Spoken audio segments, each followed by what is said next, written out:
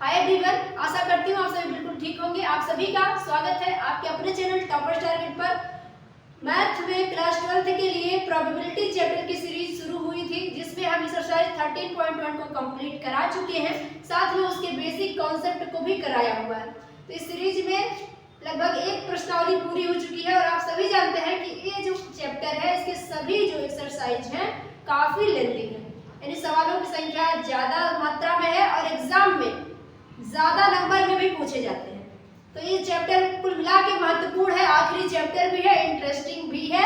तो मुझे पूरा उम्मीद है आप क्लासेस को प्रॉपरली अटेंड कर रहे हैं।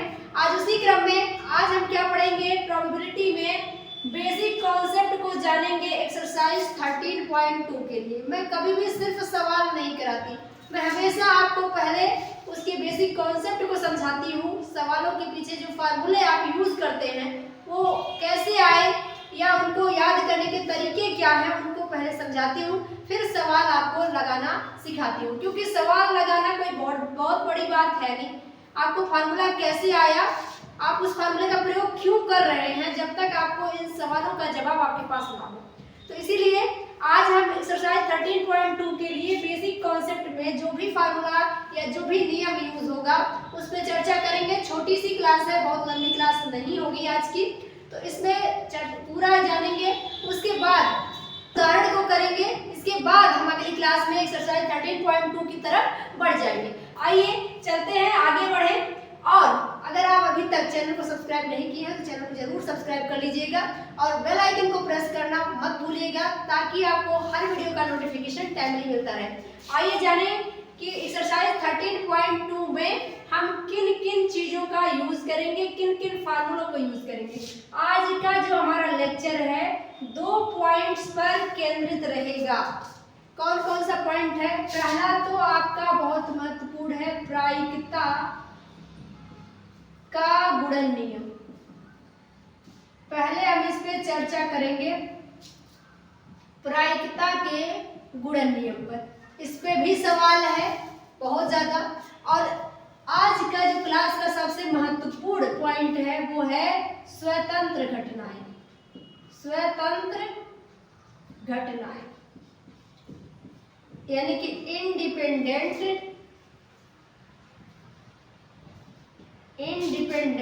इवेंट्स।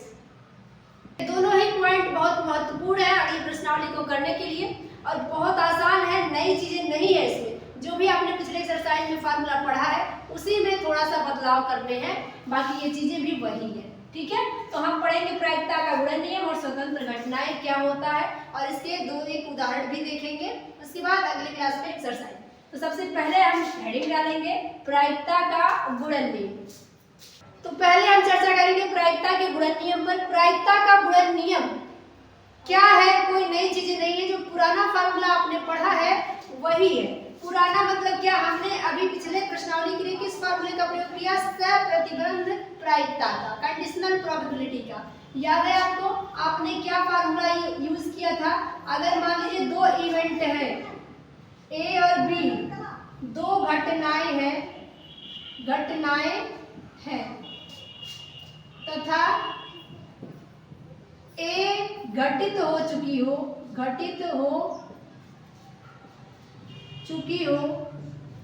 तब बी के घटित होने की प्रायिकता। ये आपने यूज किया था ना फार्मूला कि दो घटनाएं ए और बी अगर दी गई है और ये दिया गया हो कि घटना ए घटित हो चुका है तो बी के घटित होने की प्रोबेबिलिटी क्या होगी, यानी कि P of probability of B अगर ए दे दिया गया हो, यानी कि अगर ए घटित हो चुका है तो बी के घटित होने की प्रोबेबिलिटी क्या होती है। तो आपने क्या पढ़ा था? दोनों का इंटरसेक्शन, पी नीचे वाले और ऊपर वाले का इंटरसेक्शन बटे नीचे वाला जो कंडीशन है, यानी कि पी ए। ये पढ़ा था या नहीं पढ़ा था? साथ में इसी का उल्टा एक चीज पढ़ा था। अगर ए दे दिया है, ए घटित हो चुका है, तब बी के घटित होने की प्रायिकता तथा अगर यही मैं बढ़ा दूं यदि B हो चुका हो तब A के घटित होने की प्रायिकता क्या होगी। यहाँ पे मैं दोनों को लिखती हूँ। अगर A हो चुका है तो B के घटित होने की प्रायिकता आपने ये पढ़ा था। अगर यही उल्टा हो, B घटित हो चुका है तो A के घटित होने का क्या होगा, P, यानी कि A का पूछ रहा है इस बार, B इस बार घटित हो चुका है। तो हमने क्या पढ़ा था, तभी यही पढ़ा था, दोनों का इंटरसेक्शन A इंटरसेक्शन B और बटे में नीचे वाला जो शर्त है, पढ़ा था कि नहीं पढ़ा था। तो ये तो हमने कंडीशनल प्रोबेबिलिटी में जान लिया था। अब इसमें क्या जानना है, तिरछे गुणा लगा देना है। हमें चाहिए A इंटरसेक्शन B। अगर ये निकालना है तो क्या हम इसका तिरछे गुणा इधर कर देंगे इस साइड में, तो यही काम कर दें अगर हम, यानी कि यहाँ P A इंटरसेक्शन B निकाल दें तो ये तिरछा गुणा हो जाएगा इधर, तो ये बन जाएगा PA इंटू PB बटे में A। यही है वो फॉर्मूला जिसका हम एक्सरसाइज 13.2 में यूज करने वाले हैं। यहाँ भी वही खेल है, अगर हम दोनों का इंटरसेक्शन निकालें तो इसका तिरछे गुणा हो जाएगा। यहाँ से क्या मिलेगा, अगर हम P A इंटरसेक्शन B का वैल्यू निकालें तो ये आ जाएगा PB into PA by B। Is that clear. ये है आपका, चाहे ये कहो चाहे ये कहो, दोनों का एक ही मतलब है। हाँ, डिपेंड ये कर रहा है कौन पहले दे दिया है कौन बाद में दे दिया है। अगर यहाँ पे A और B के घटित होने की, यहाँ पे ध्यान दीजिए, इंटरसेक्शन का मतलब मैंने क्या बताया था, A और B घटना A और B। चूंकि हम जानते हैं कि A इंटरसेक्शन B का क्या मतलब होता है, मतलब होता है A तथा B। हम लोग जानते हैं ना कि इंटरसेक्शन का मतलब क्या होता है, A तथा B, A और B। तो यहाँ पे इसको हम ये ना कह करके ये भी कह सकते हैं PAB, कह सकते हैं कि नहीं। जब ये A तथा B को ही AB कहते हैं, यानी A और B, तो इसको कहेंगे PAB बराबर PA इंटू PB बटे A भी बोल सकते हैं, अगर आपको ये बात समझ में आ रही है। ठीक है, तो यही वो फार्मूला है। प्रायिकता का गुणन नियम मतलब दो घटनाओं के घटित होने, एक के बाद एक घटित होने की क्या प्रायिकता होगी, यानी ये और ये, यानी A के किसी घटना में देखिएगा यहाँ पे क्या है, A के बाद B, यानी A और B के घटित होने की प्रायिकता क्या होगी, पहले A के घटित होने की प्रायिकता लिखेंगे, उसके बाद उसमें गुणा करेंगे A के बाद जो घटित होगी उसके लिए, तो ये कंडीशन बन जाएगा ना। अब चूंकि A घटित हो चुका पहले, फिर B घटित हो रहा है, यानी कि A तो लिख दिया, लेकिन दूसरा जब B घटित होगा तो उसमें A भी घटित हो चुका होगा, तो ये घटित हो चुका होगा, तो ये यानी यहाँ कंडीशनल प्रोबेबिलिटी होगा, यहाँ विदाउट कंडीशन की होगा। यहाँ से भी वही सेम ही मिलेगा आपको, ध्यान दीजिएगा, यहाँ पे भी PAB हो जाएगा PB इंटू PA बटे B। तो ये है फार्मूला। कुल मिला के कॉन्सेप्ट तो ये है, कुल मिला के कॉन्सेप्ट तो अपना ये है फार्मूले का। प्रायिकता का गुणन नियम यही है कि दो घटनाएं के एक के बाद एक अगर घटित हो रही है तो A तथा B या A और B के घटित होने की क्या प्रायिकता होगी, तो पहले जो घटित हुआ उसका गुणे दूसरा तो इसके बाद घटित हो रहा है ना, तो ये उसके लिए शर्त बन जाएगा, और ये शर्त बन जाएगा तो PB बटे आएगा पिछली प्रश्नावली के कंडीशनल प्रोबेबिलिटी के हिसाब से, और दोनों का गुणा हो जाता है। ठीक है, तो यही प्रायिकता का गुणन नियम कहलाता है। तो मुझे ये आशा है कि आपको थोड़ा थोड़ा तो ये बातें दिमाग में बैठी होंगी, क्योंकि हमने पुराने फार्मूले से ही निकाला है, कोई नई चीजें नहीं करिए। अब हम इसको समझेंगे एक उदाहरण से, क्योंकि जब तक उदाहरण आपको समझ में नहीं आएगा तब तक सवाल के फार्मूले को आप कभी समझ नहीं पाएंगे। एक उदाहरण को समझाएंगे, उसके बाद फार्मूला अपने आप आपके दिमाग में सेट होगा। तो इसी के लिए एक उदाहरण लेते हैं। आइए अब एक उदाहरण से देखते हैं कि आखिर जो फार्मूला हमने यूज किया है वो कैसे आया होगा। इस सवाल में आपको अच्छे से क्लियर हो जाएगा। क्या दिया है, एक बॉक्स में 5 लाल और 4 काली गेंदें हैं। दिया है एक बॉक्स में 5 लाल और 4 काली गेंदें हैं, तब 2 लाल गेंद निकालने की प्रायिकता क्या होगी। अब एक ही नहीं, दो लाल गेंद निकाली जा रही है और बिना प्रतिस्थापित किए, यानी एक के बाद जब एक गेंद निकल जा रही है तो दूसरी गेंद को जब निकालना है तो पहली गेंद को वापस से उस बॉक्स में नहीं रखा जा रहा है, तो दोनों के निकालने की प्रायिकता क्या होगी। तो इन सवालों में हम यूज करेंगे प्रायिकता के गुणन नियम का। ध्यान से देखिएगा, हम यहाँ पे दिया है हमें 5 रेड की बॉल है और 4 आपके पास ब्लैक बॉल है, कुल मिला के आपके पास कितनी आ जाएगी, 9 बॉल्स आपके पास है, 9 गेंद है, 9 गेंद दिया है। अब आपसे कह रहा है कि लाल गेंद निकालनी है। अभी हम फार्मूले का यूज नहीं करने वाले हैं, हम बिना फार्मूले के इसको लगाएंगे ताकि आपको फार्मूला आया कैसे ये पता लगे। तो यहाँ 9 गेंद टोटल है और हमें 2 लाल गेंद निकालना है बिना प्रतिस्थापित किए। तो अगर हम कहें 2 लाल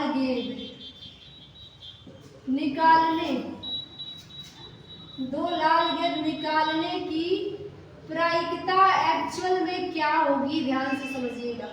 तो पहले तो आपने क्या करा है, पहला गेंद निकाला होगा लाल गेंद, तो अगर पहली गेंद निकालेंगे तो आपके पास कुल 9 गेंद में से लाल निकालने की कितनी प्रोबेबिलिटी होगी, पहली गेंद लाल, तो टोटल 5 लाल गेंद है, तो लाल तो 5 में से ही आएगा ना, 9 में से थोड़ी ना आएगा।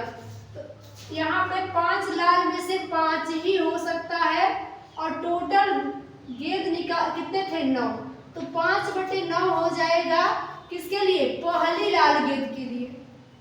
अब आपको एक ही गेंद थोड़ी ना निकालना है, दूसरी भी लाल गेंद निकालनी है। तो अब इसके निकल जाने के बाद दूसरी गेंद भी लाल निकले, इसकी क्या प्रायिकता होगी, तो इसमें गुना हो जाएगा किसका।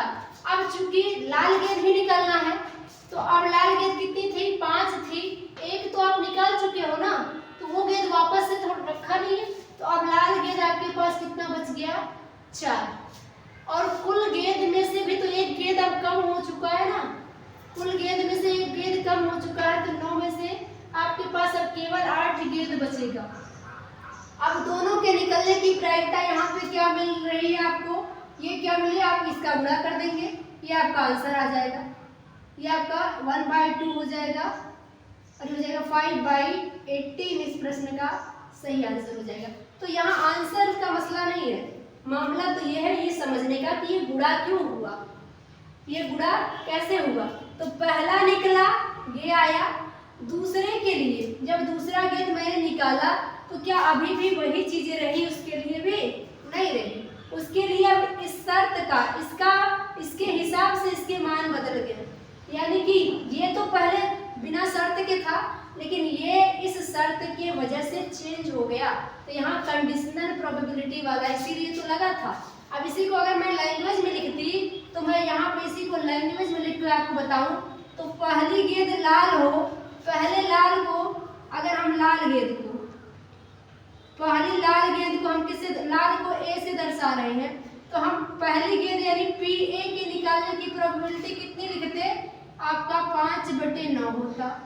अब फिर से आप एक और लाल गेंद निकालने जा रहे हो, तो यानी कि PA तो था, दूसरा भी लाल है तो AA हो जाएगा। तो पहले वाले के लिए तो PA तो था ही, दूसरे वाले के लिए जो दूसरा A आप निकाल रहे हैं उसके लिए पहले वाला A आपका शर्त बन जाएगा, ठीक है। या दूसरे वाले लाल गेंद को आप B मान सकते हैं, कोई दिक्कत नहीं है, दूसरे लाल को आप B मान लो, तो यहाँ पे कोई दिक्कत की बात नहीं, B हो जाएगा। तो यहाँ पे PA आपके पास कितना आया था, 5/9 आया था, दूसरे वाले के लिए B के लिए यानी B दूसरी लाल गेंद है, तो अब 4 ही गेंद बची थी और A आपके पास पहले वाला क्या था, पहले की तुलना में बदल गया है, अब 4 ही गेंद बची थी और ये 8 हो गया, यानी कि अब कंडीशन इसका बदल गया, तो यहाँ से आपका वही आंसर आएगा। तो इतनी बातें आपको क्या समझ में आ गई हैं कि बस हमें क्या करना है, पहले वाले को बिना शर्त के रख देना है और फिर अगले वाले में इस शर्त के हिसाब से रख देना है। तो बस ये कॉन्सेप्ट इसका था और इस वजह से हमने पहले आपको फार्मूला कराया, बाद में इसका उदाहरण भी करा दिया। अब हम मेन टॉपिक एक और है इसका, स्वतंत्र घटनाएं, इस पे चलते हैं, उस पर भी थोड़ा चर्चा कर लेंगे, फिर बेसिक कॉन्सेप्ट की क्लास समाप्त हो जाएगी।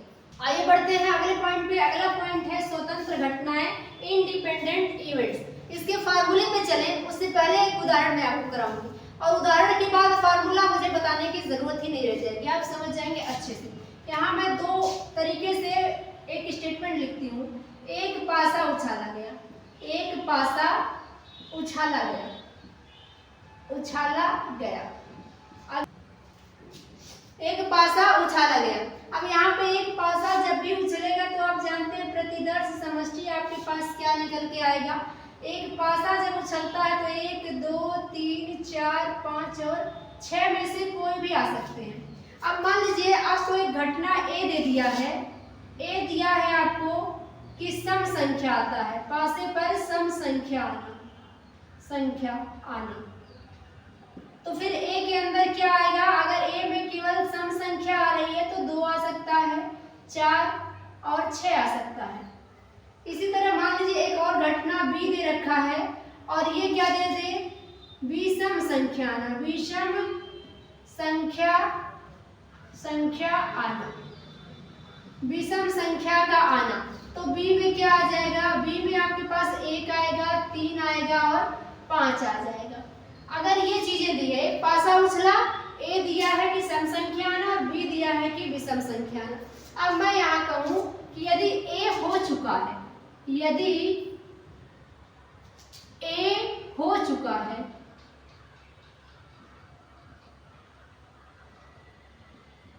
तब बी के होने की प्रायिकता क्या होगी? ध्यान से समझिएगा इस बात को। अगर यहाँ पे मैं पूछूं बी के होने की प्रायिकता क्या है, यहाँ पे इस शर्त के बाद भी बी की प्रायिकता निकालेंगे और इस शर्त के पहले भी। तो घटना बी के घटित होने की प्रायिकता अगर मैं पूछूं तो क्या होगा? अनुकूल बटे कुल से आप निकाल सकते हैं। इसमें अनुकूल, यहाँ पीबी क्या आएगा? बी के, अभी कोई शर्त नहीं दिया है तब पीबी क्या आएगा? तो अनुकूल में 3 है और कुल आपके पास एस होता है 6, यानी कि 1/2 इसकी प्रोबेबिलिटी आई बी की। लेकिन एक शर्त दे दिया, यदि ए हो चुका है तब बी के होने की प्रायिकता क्या होगी। अब यहाँ पे आपको बी का ही पूछा है, लेकिन ये भी दे दिया है कि ए के होने के बाद बी का क्या होगा।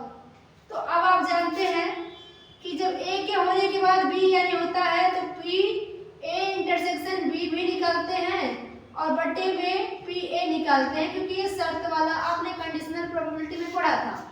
तो अब इंटरसेक्शन क्या कॉमन है आपका? ए और बी में कुछ कॉमन है, यहाँ 2 4 6 है, 1 3 5 है। कॉमन तो हमें 0 मिल गया, और कॉमन 0 मिल गया तो पी ए का मान कुछ भी हो, यहाँ पे मान तो 0 मिल जाना है।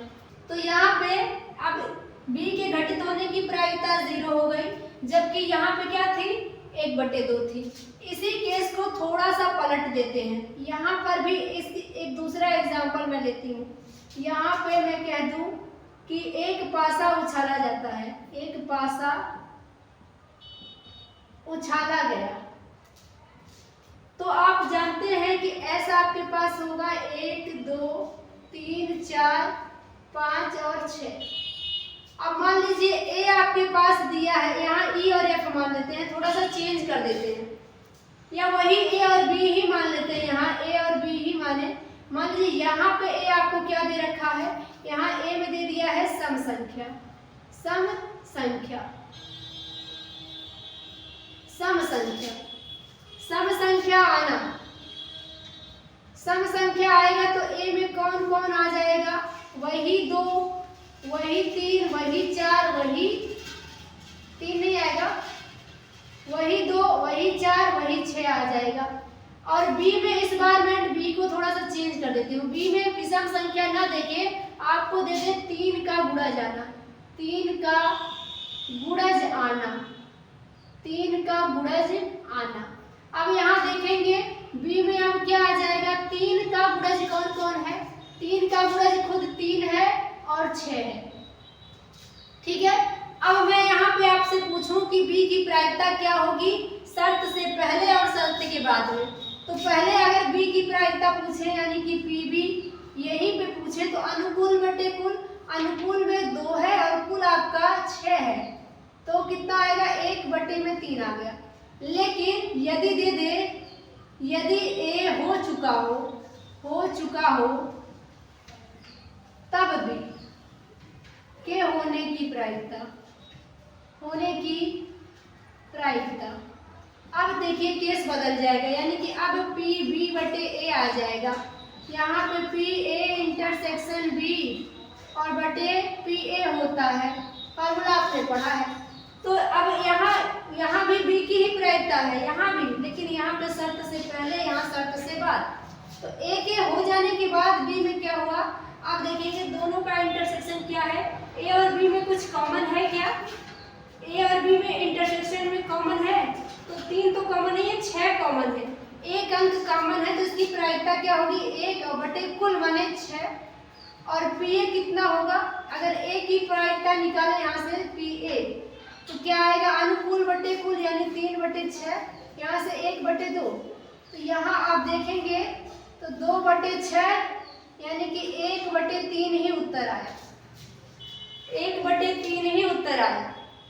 हमने शर्त लगा दिया तो भी वही आया, और हमने शर्त नहीं लगाया था तो भी वही आया। और यहाँ क्या दिखा, यहाँ पे शर्त से पहले कुछ और आया और शर्त के बाद कुछ और आया। तो इन दोनों चीजों से आपको क्या देखने को मिला, इन दोनों घटनाओं से ये देखने को मिला कि यहाँ पे A के बदलने से B बदल जा रहा है, और यहाँ पे A के हो जाने से B पे कोई असर हो ही नहीं रहा, पहले जो है वही बाद में है। तो जब असर होगा, यहाँ आकर कहेंगे A तथा B आश्रित घटनाएं हैं, आश्रित क्यों है, A की वजह से B बदल जा रहा है, यानी A B पर डिपेंड है, या B बदल रहा है A की वजह से, यानी B डिपेंड कर रहा है A पर, तभी तो बदल रहा है, नहीं तो कुछ असर ही नहीं होता। तो यहाँ पे आश्रित घटना है, जबकि यहाँ B पहले जो था A के हो जाने के बाद भी B पे कोई असर नहीं हुआ, तो यहाँ कहेंगे A तथा B क्या है, स्वतंत्र घटनाएं हैं। आई होप आपको ये बात अच्छे से समझ में आई होगी कि स्वतंत्र घटना क्या है। जब किसी घटना के होने से दूसरी घटना पे कोई असर ना हो तो स्वतंत्र घटना होगा, अगर असर हो रहा है तो आश्रित घटनाएं हैं। तो यहाँ पे ये स्वतंत्र घटना का कॉन्सेप्ट था। इसके फॉर्मूले को देखते हैं जल्दी से, इस एग्जाम्पल का अच्छा सा स्क्रीनशॉट ले लीजिए। अब यहीं पे थोड़ा सा और देख लेंगे। अब जो घटनाएं स्वतंत्र हैं उनमें क्या होगा, आपने देखा कि PB/A भी वही आ गया जो PB था, ये भी वही आ गया जो क्या था, जो एक्चुअल में PB था। यानी यहाँ से हम कह सकते हैं, अगर हम इसका तिरछा गुणा करें यहाँ पे इस वाले लाइन का, तो क्या मिलेगा, PA इंटरसेक्शन B आपको क्या मिलता नजर आ रहा है, PA इंटू PB/A। क्या ये बात क्लियर है? यहाँ पे इसी का तिरछी गुणा कर दिया हमने, ये निकाला तो इसका इसमें गुणा होगा, और अभी आपने देखा कि इसका मान भी PB के बराबर ही हो जा रहा है, यानी कि इसके जगह पे हम PB रख देंगे। तो यहाँ से निकल के फॉर्मूला आता है PA इंटरसेक्शन B बराबर PA इंटू PB, क्योंकि ये असर नहीं हो रहा है, वही आ जा रहा है, क्योंकि A की वजह से B पे कोई असर नहीं हो रहा है, यानी B/A भी जो मान आ रहा है PB के बराबर आ रहा है, तो B/A की जगह पे हम PB रख सकते हैं।